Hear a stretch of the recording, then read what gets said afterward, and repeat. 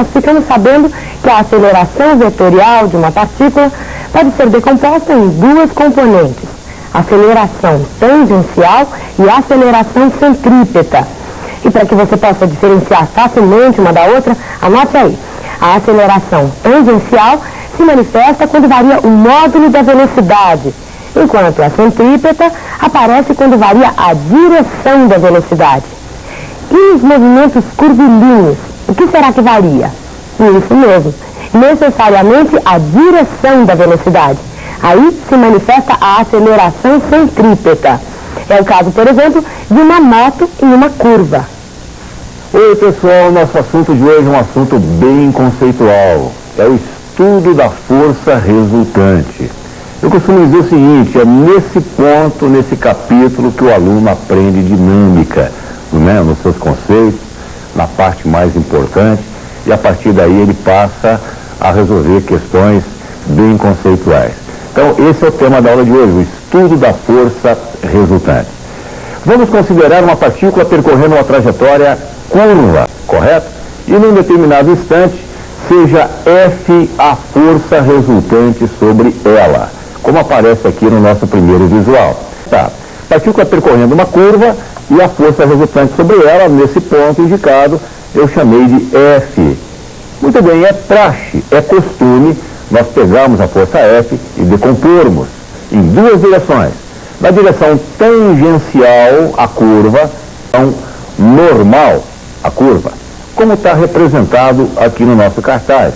Veja bem, Ft é a componente tangencial de F e FCP, chamada componente centrípeta, é a componente normal da força F naquele ponto. Posso perceber que eu constituí aqui um triângulo retângulo cujos lados podem ser relacionados pelo velho Pítio, teorema de Pitágoras.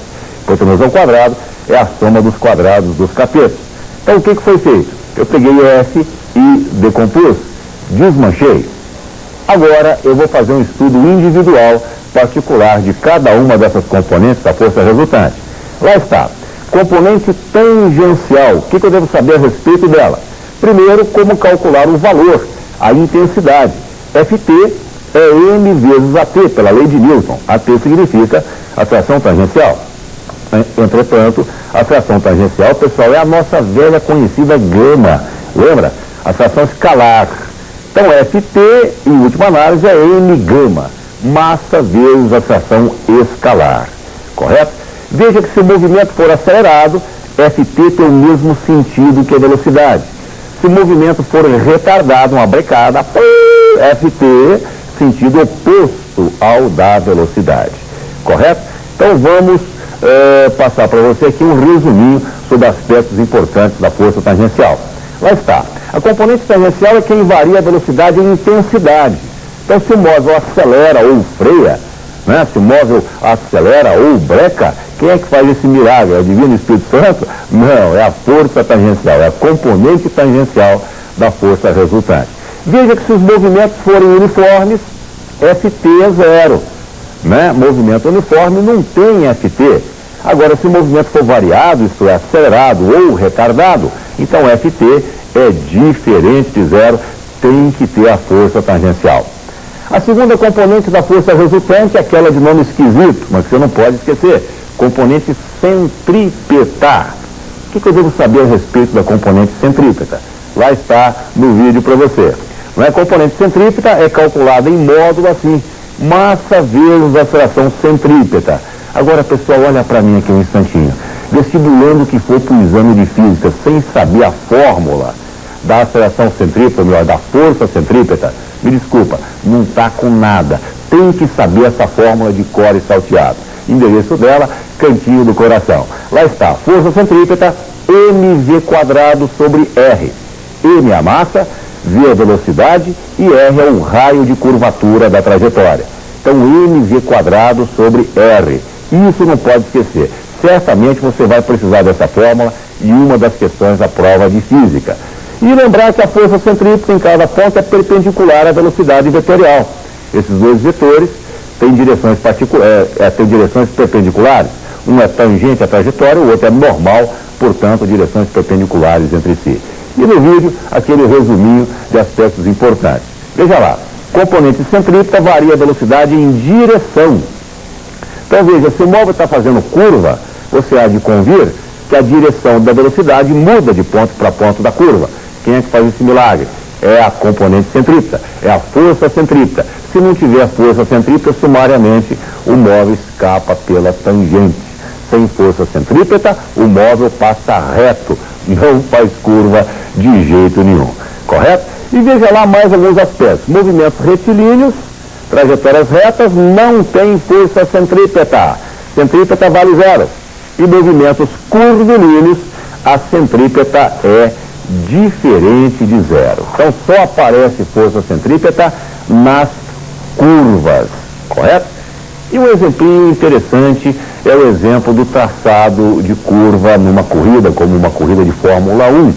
Vocês já repararam que o piloto numa prova de Fórmula 1 sempre tenta maximizar, desculpa o palavrão, maximizar o raio da curva? Veja lá no nosso cartaz. Ele tangencia a curva lá naquela zebra A, tangencia a curva na zebra B, tangencia a curva na zebra C, portanto ele percorre essa trajetória em tracejado. Por que ele não acompanha o eixo da curva, hein? Ora, porque o eixo da curva tem um raio pequeno, e raio pequeno significa grande força centrípeta. Grande força centrípeta significa grande solicitação de pneus, e, portanto, uma menor estabilidade do carro na curva. Se ele maximiza o raio, se ele faz a curva por um raio maior, ele vai solicitar menos os pneus e pode fazer a curva em velocidade maior. Lembre-se que para uma mesma velocidade, a força centrípeta é inversamente proporcional ao raio, né?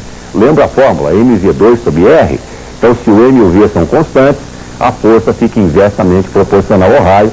Então, podendo, você, garotinho que dirige, tente sempre maximizar os raios das curvas. Tudo bem? E vamos passar a primeira questão, ao primeiro exercício para você, no vídeo. Uma questão classicíssima, muito tradicional. Carrinho fazendo uma curva circular, contida num plano horizontal. A pergunta é, qual é a maior velocidade que o carro pode ter nessa curva para não escorregar, para não derrapar? Não é? Qual é a maior velocidade do carro na curva para não haver escorregamento, derrapagem? Ora, pessoal, veja bem, vamos lá. Quais são as forças que agem no carro nessa curva? 3. Uma é o peso, vertical para baixo. Outra é a normal, vertical para cima. E uma terceira força, talvez a mais importante dessa história, é a força de atrito.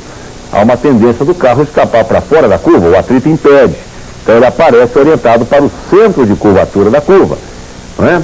A normal equilibra o peso. Veja você, normal igual a P em módulo. Então, normal igual a mg, chamei de equação 1. Por outro lado, qual é a função da força de atrito nesse problema? Ela que aponta por cento, tem a função de resultante centrípeta. Tá? Então, o atrito faz o papel de força centrípeta. Estamos supondo um movimento circular e uniforme, por isso, força tangencial é zero, né? A força resultante se resume, portanto, à força de atrito, que faz o papel de centrípeta. Portanto, Φ é mv² sobre o raio. Duas equações, equação 1, equação 2.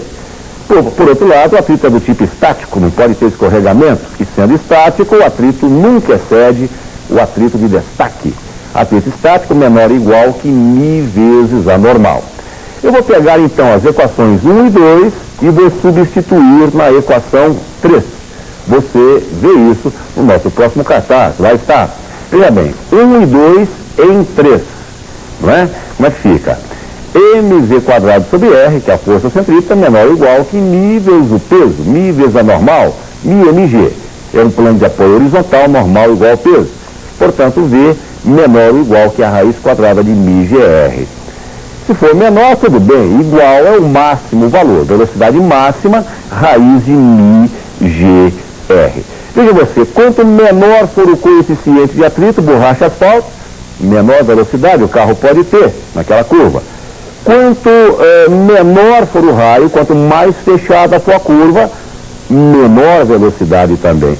Então aqui, pessoal, eu chamo atenção para a lógica da física, né? tudo calculadinho, tudo aí dimensionado e realmente compatível com a prática, compatível com a nossa intuição. Velocidade máxima, raiz quadrada de μgr. E o detalhe interessante também é que a velocidade máxima não depende da massa do carro, tanto faz ser massa grande, massa pequena, não é? Isso não interessa na velocidade máxima. Problema clássico. Uma outra questão abrange o famoso espetáculo circense do Globo da Morte. Você que já foi em circo já deve ter reparado aquele número super emocionante do Globo da Morte. Vamos até colocar no vídeo para você. O espetáculo do Globo da Morte. Né? O pessoal entra de moto dentro lá do Globo, começa as evoluções e aumentando velocidade, ganhando velocidade. E quando se torna possível, eles começam a fazer loopings contidos do plano horizontal. Um número muito emocionante.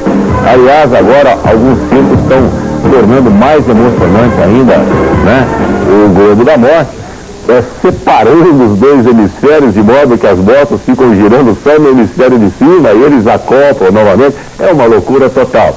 Mas a pergunta é, pessoal, num Globo da Morte comum, normal como esse que você viu aí, qual é a mínima velocidade da moto no ponto mais alto para não cair? Percebeu? A mínima velocidade da moto no ponto mais alto para não cair. Então vamos ao vídeo para você. Lá está, Globo da Morte, micrinho na sua moto. Quais são as forças que agem na moto em condições de velocidade mínima? Só uma, o peso. A moto não contatua com o globo, se ela passa lá com a mínima velocidade, praticamente não há contato. Pneu, globo. Então o peso é a única força presente, o peso faz a função de resultante centrípeta. Então velocidade mínima no ponto A lá em cima, condição força normal é zero, não há interação entre moto e globo, então o peso faz a função de centrípeta, peso é mg, centrípeta é mv2 sobre r, a massa pacati pacatá, corta, velocidade fica raiz de gr. Veja que independe da massa do motoqueiro, hein? O G vale 10, o raio é conhecido, 3,6 metros, efetuando a conta, velocidade mínima para a moto não despencar lá em cima, 6 metros por segundo. Grande abraço, sonhe esta noite com o Globo da Morte. Até a próxima vez, pessoal.